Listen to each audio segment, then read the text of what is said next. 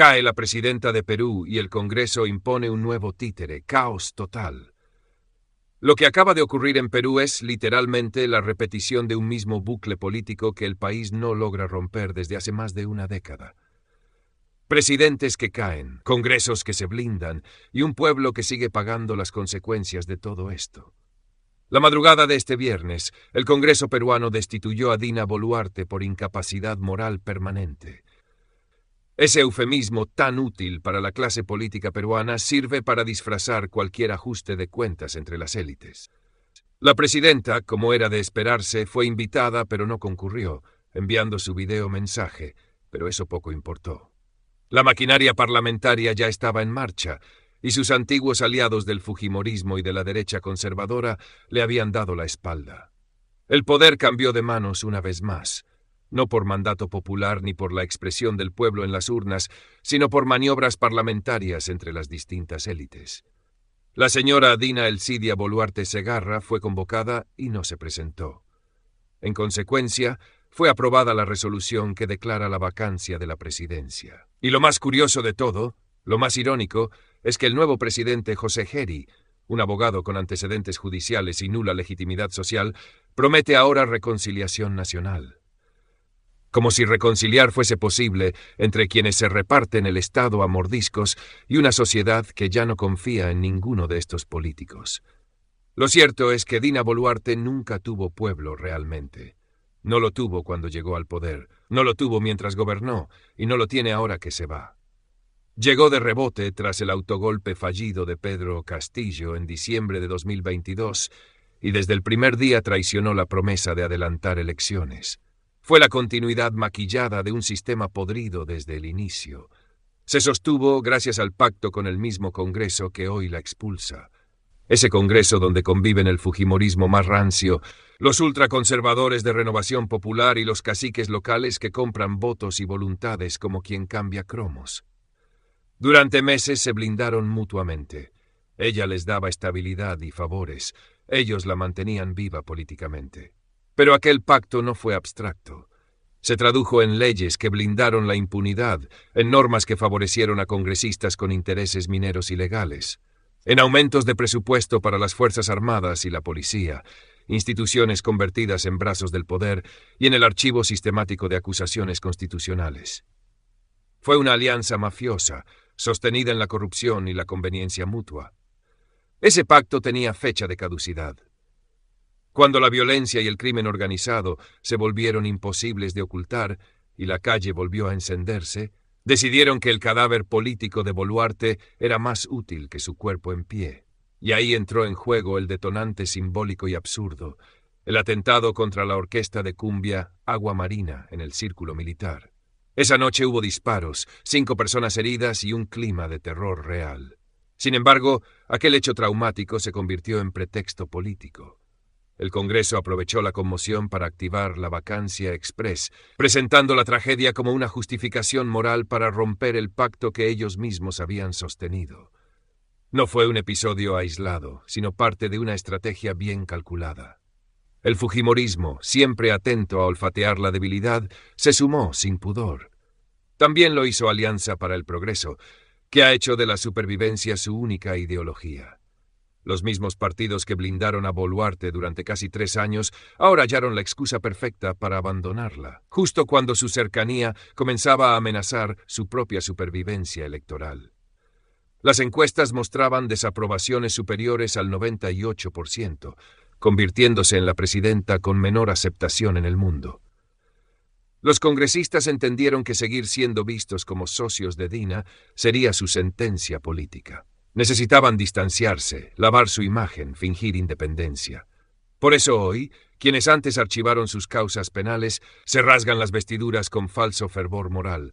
Es un acto de cinismo monumental, y como siempre el oportunismo se disfraza de justicia. Hablarán ahora de moralidad, de corrupción, de renovación institucional, pero lo que buscan es sobrevivir. En los próximos meses aparecerán nuevos ministros que prometan reformas, aumentos salariales y gestos simbólicos, pero todo será fachada. La costura es visible, un cambio sin cambio real, un montaje para mantener el control político y económico del país hasta las elecciones del 2026. El Congreso más impopular de América Latina volvió a decidir el destino del Perú. Boluarte cayó no por sus violaciones de derechos humanos, no por los más de 60 manifestantes asesinados durante las protestas del sur andino, no por el uso político del ejército, ni por el desprecio al sistema interamericano de derechos humanos. Cayó porque dejó de ser útil al bloque que la sostenía.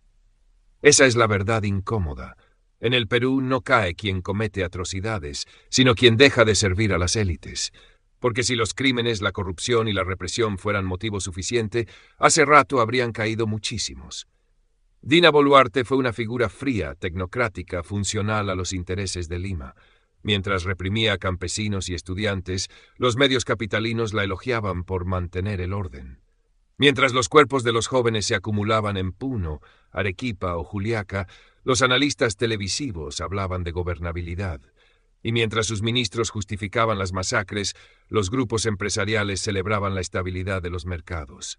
La hipocresía institucional alcanzó niveles obscenos. Pero ahora que el caos económico y la inseguridad tocan las puertas de la clase alta limeña, entonces sí, hay que sacar a la presidenta. No por moralidad, sino por miedo. El nuevo presidente, José Geri, encarna exactamente la misma lógica. Es el turno del siguiente títere. Un político sin base social, producto de pactos oscuros y de la degeneración de un sistema político colapsado. Promete empatía y reconciliación nacional, pero su único mérito es haber sobrevivido dentro del Congreso más desacreditado del continente. Su discurso inaugural fue un manual de cinismo.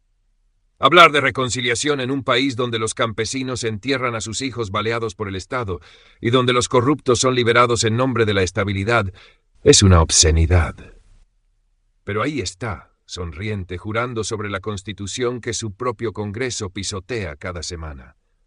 El Perú vive un colapso institucional en cámara lenta, 7 presidentes en 9 años, ninguno completando su mandato, ninguno resolviendo el conflicto entre un ejecutivo débil y un Congreso que actúa como jauría. Es un régimen parlamentario de facto, sin controles democráticos, donde el poder se reparte en pasillos y despachos. Boluarte fue la última víctima o cómplice de ese ciclo de autodestrucción. Detrás de la inestabilidad hay un fondo más profundo, una élite que desprecia al país que dice representar. El racismo estructural, el clasismo feroz y el centralismo histórico siguen siendo las grietas que corroen al Perú. Boluarte no fue excepción. Se alió con ese mismo poder que lleva décadas reprimiendo a los pueblos indígenas y terminó devorada por él. Durante su mandato acumuló escándalos que en cualquier democracia habrían significado el fin inmediato. Represión sangrienta, decenas de muertos sin justicia, uso militar para controlar la protesta, joyas y relojes no declarados, leyes de impunidad para violadores de derechos humanos y un desprecio abierto por las instituciones internacionales que intentaron frenarla. Su caída no borra esos crímenes. Las muertes no pueden ser borradas con una vacancia. Las leyes que compraron impunidad no desaparecen con un cambio de nombre. La policía cómplice no se limpia con discursos. Lo que se desploma no es solo un gobierno. Es toda una red de complicidades políticas, judiciales, parlamentarias y económicas que permitió que ese régimen prosperara. Y esa red sigue viva, solo que ahora busca nuevos disfraces. La historia enseña que ningún sistema corrupto se reforma desde dentro. Por eso, hoy más que nunca, la tarea del pueblo es no aceptar un cambio cosmético, sino exigir que los operadores del pacto mafioso respondan ante la justicia y que la reconstrucción del país se base en la memoria, la dignidad y el respeto al pueblo. No permitamos que nos vendan la ilusión de que la que cae es solo Dina. No nos dejemos engañar. La vacancia fue parte de la estrategia para renacer bajo nuevos disfraces. La victoria de hoy es apenas un paso. La guerra por reconstruir al Perú libre apenas comienza. Si te ha gustado, regálame un like y comparte, para que más peruanos estén claros de lo que significan las estrategias de los mafiosos y de las élites que gobiernan en el Perú.